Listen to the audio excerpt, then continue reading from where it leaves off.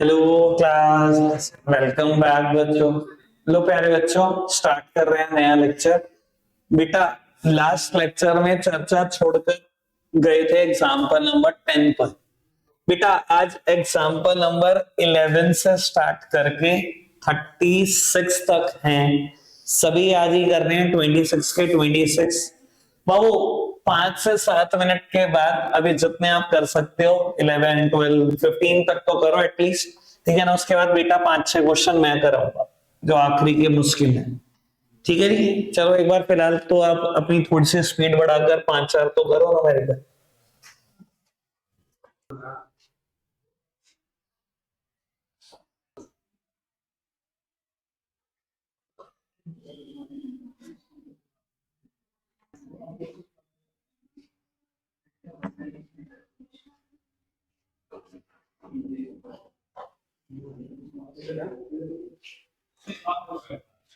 बेटा, मैं illustration number example number 15 का पढ़ना है। कहता है कि in economy the entire increase in income is spent upon consumption, what will be the value of multiplier?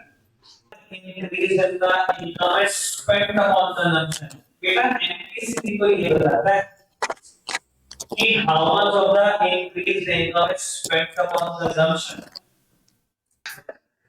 बेटा, एमपीसीबी तो यही बताता है कि how much of the increased income is spent upon consumption. वो कहता है जितना भी इनकम इंक्रीज हो रहा है सभी का सभी कंजम्पशन में भी इंक्रीज हो रहा है। अगर बेटा जितना इनकम में इंक्रीज है उतना ही कंजम्पशन में इंक्रीज है, मतलब अगर ये 100 है तो ये भी 100 है, तो 200 है तो 200 है। तो बेटा एमपीसी कितना है?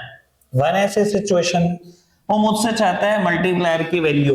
तो बेटा के का वो फॉर्मूला लगाना जो एनपीसी की सेंस में हो, और अगर ये 1 ही है तो बेटा फॉर्मूला क्या होगा?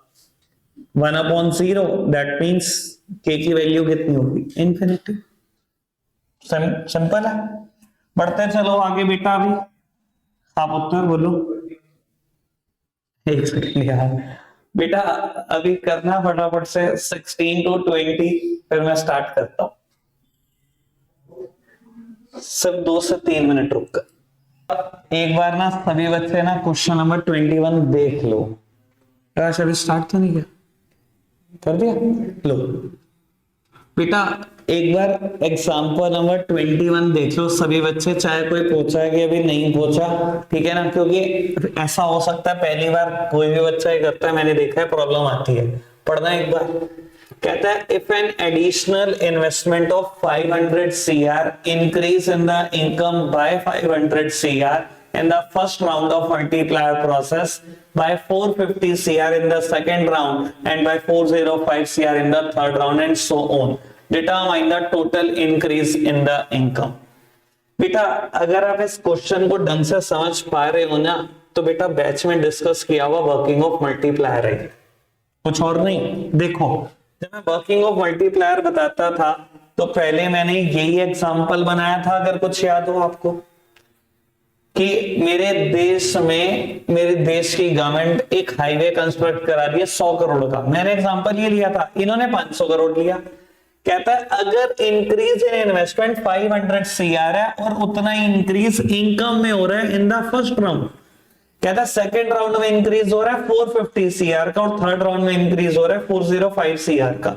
ऐसे ही बोल रहा है सर, लेकिन इस बात को भी तो समझने की कोशिश करो, ये इनकम कब बन रही है सेकंड राउंड में? भाई फर्स्ट राउंड में खर्चा हो रहा होगा तभी तो किसी की इनकम होगी।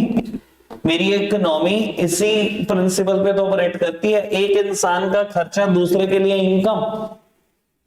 मैं एग्जांपल क्या देता था, ये 100 करोड़ का हाईवे कंस्ट्रक्ट हुआ तो कॉन्ट्रैक्टर को इनकम मिली, कॉन्ट्रैक्टर ने खर्च करा तो बेटा लेबर को इनकम मिली, लेबर ने खर्च करा तो रिटेलर को इनकम मिली, रिटेलर ने खर्च करा तो होलसेलर को इनकम मिली। मेरा तो एग्जांपल ये था 190 था, बस इन्होंने उसको क्या करा, 5 गुना कर दिया। समझ में? पहले इतनी बात बताओ आई कि नहीं आई? वही चल रही है बात बेटा। यहां से आप एमपीसी कैलकुलेट कर सकते हो बड़े easily, delta C upon delta Y. बेटा एमपीसी 0.90। बेटा अगर एमपीसी 0.90 है तो के की वैल्यू कैलकुलेट करो। बेटा के की वैल्यू कैलकुलेट होगी, के इज 10 टाइम्स और अगर बेटा के 10 टाइम्स है तो समझदार को तो इशारा काफी, बेटा इसका 10 गुना हो जाएगा। नहीं तो के का दूसरा फॉर्मूला लगा दो, delta Y upon delta I. Delta Y की वैल्यू कितनी आ गई, 5000 करोड़। यही क्वेश्चन मुझसे चाहता था। मैं क्या कर रहा हूं, मेरा एग्जैक्टली बताया हुआ वर्किंग ऑफ मल्टीप्लायर है, ये बिल्कुल एग्जैक्टली, ठीक है ना। के भी 10 टाइम्स ही था, मेरा भी एग्जाम्पल में। क्लियर है बेटा बात, समझ में आई। उसने मुझसे इंक्रीज इन द इनकम पूछा था, total increase in the income. याद है बेटा, मेरे जब मैं वर्किंग ऑफ मल्टीप्लाई कर रहा था, मेरा 1000 करोड़ आ रहा था, इनका 5000 करोड़ ही आएगा बेटा, क्योंकि इन्होंने 5 गुना ज्यादा लिया हुआ है, वही 5000 करोड़। ठीक है, कोई दिक्कत नहीं, फिर भी एक बार आप करके देखो, कोई इशू आएगा तो बताना। ठीक है, पहुंचो तो सही पहले 21 तक।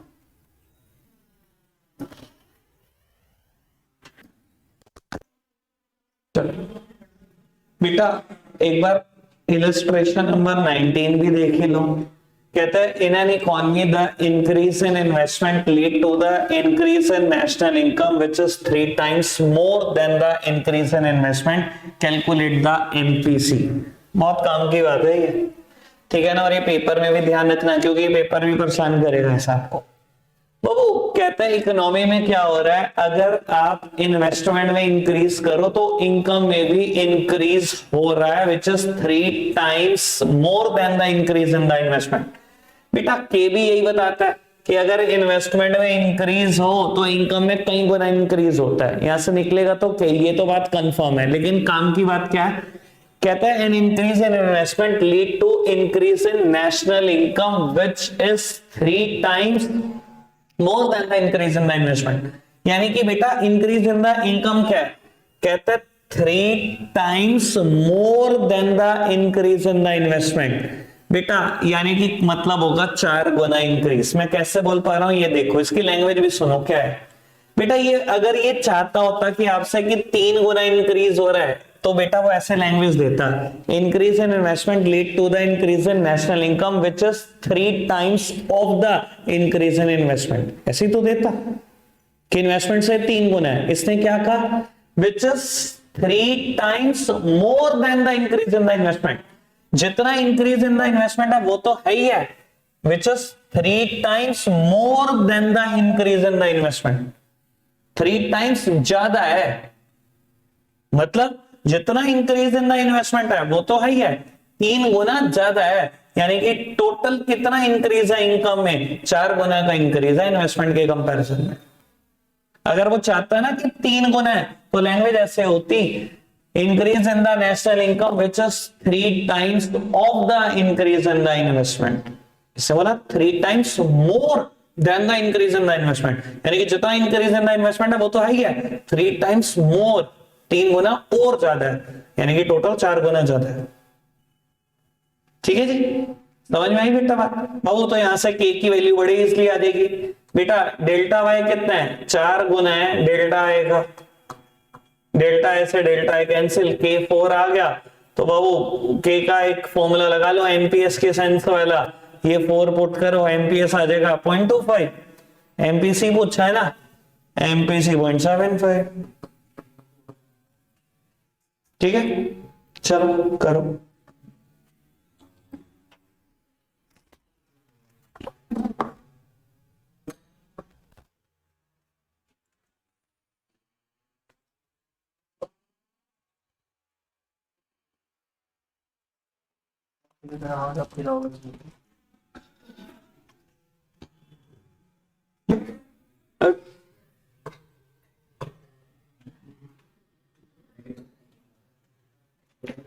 बेटा क्वेश्चन नंबर 22 मैं कर रहा हूं, इक्विलिब्रियम पर बेस्ड क्वेश्चन आने लग गए। अब एक आध क्वेश्चन मैं कर देता हूं, फिर आप करना।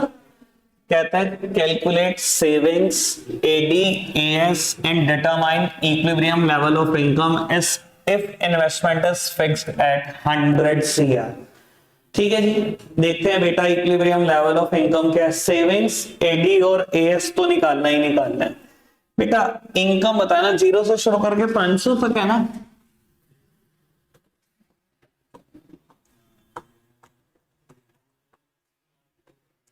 0 से 500 तक इनकम है, कंजम्पशन 50 से स्टार्ट हो, सॉरी कंजम्पशन है 50 से स्टार्ट होकर 300 तक। बेटा ये वही न्यूमेरिकल है जब हम शेड्यूल बनाते थे, इसमें तो कुछ मुश्किल तो है नहीं। सबसे पहले सेविंग्स ही निकाल लो, फॉर्मूला आपको पता ही है, y माइनस सी कर दिया बेटा मैंने। बेटा आई उसने कह दिया फिक्स्ड है 100 पर। एडी और एएस भी कैलकुलेट कराया, एडी का formula C plus I, this plus this,